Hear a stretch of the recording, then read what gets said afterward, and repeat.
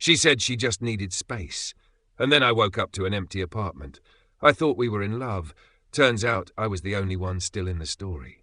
I, 24, male, met Lena, 22, the summer after college. She was painting murals at a community centre where I volunteered. Bright colours streaked across the wall, headphones dangling from one ear, smiling like she belonged to some place lighter than this world. She wasn't easy to read, a little closed off, a little world-weary. But I liked that about her. She didn't perform or pretend to be anyone else. She was raw, sarcastic, observant. I found her fascinating. And soon enough I found myself falling. We started dating that fall. Everything about her felt intentional. She'd leave notes in my jacket pocket, quotes she liked, or just "I'm thinking about you." She made playlists that told stories, always in a specific order. She'd wake me up with coffee and her cold toes tucked under my leg. There was a rhythm to it, a quiet kind of love. No fireworks, but something steadier, something that felt like it could last. We moved in together after 1.5 years. It was impulsive, financially messy, but it felt like the right kind of chaos. She joked that living together would test our survival compatibility. I said we'd thrive, and for a while we did.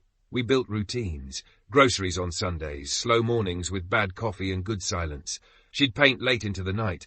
I'd work at the desk beside her, trading tired smiles when the hours got long. But somewhere in our 2nd year, something started to shift. It wasn't overnight. It was slow. A breath held too long. She started pulling away, not in anger, but in absence. I'd come home from work and she'd be in the bedroom, headphones in, door cracked just enough to make it clear she wasn't asking to be disturbed. Conversations got shorter, dinners got quieter. She stopped touching me. No more kisses in the morning, no reaching for my hand on walks. When I asked what was wrong, she'd say she was just tired, that her mind was loud, that she didn't know how to explain it. So I stopped asking, thinking I was giving her space. I told myself love meant patience, that she would come back when she was ready. But days turned to weeks, and weeks turned into this dull ache I couldn't describe. I'd sit next to her on the couch, and it felt like sitting next to a stranger. I missed her, even when she was right there. We started arguing more about dumb things, dishes, plans. The way I misread her tone. Every conversation felt like walking on cracked ice, never sure where the breaking point was. I tried to stay calm, tried to be understanding, but I felt like I was constantly apologizing for things I didn't even know I did. I offered therapy. She waved it off. "We're just tired," she said. "Everyone gets like this." One night in late October, we had one of those heavy 2 a.m. conversations where everything sits on your chest. I told her I felt her slipping away. She didn't deny it. She just stared at her hands and said, "I don't know who I am when I'm with you anymore." That sentence gutted me.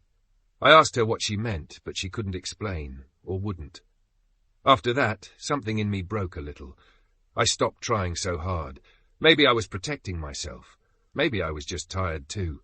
Either way, we started living side by side in silence, 2 ghosts haunting the same space. Then came the trip.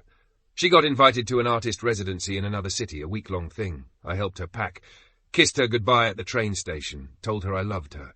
She smiled, but it didn't touch her eyes. While she was gone, she barely texted. A few short messages a day, long day, tired, heading to bed.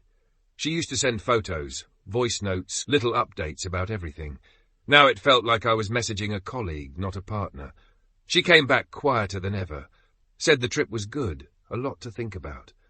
I asked if she missed me, and she said, "Yeah, of course." But she didn't look at me when she said it. In the weeks after, she started smiling at her phone more, hiding it when I walked in. She'd go for long walks alone, started dressing up again, not for me, just in general. I tried not to spiral. Told myself not to make assumptions, but the gut always knows. One night I came home to find her on the balcony in tears. I sat beside her and asked what was wrong. She didn't say much, just that she was confused, that she didn't feel like herself, that she needed to figure some things out alone. I asked if she still loved me. She hesitated. That silence answered more than words ever could. Still, I tried. I gave her space, even though every inch of it felt like punishment. I made dinner. I left notes again. I asked about her day. I told her we could rebuild, whatever it took. She nodded, said she needed time. I believed her. The last few weeks before she left were surreal. Not loud, not explosive, just cold and quiet, like living inside a fading photograph. We were still technically together, still sharing space, still doing the things couples do, cooking, watching movies, feeding the cat.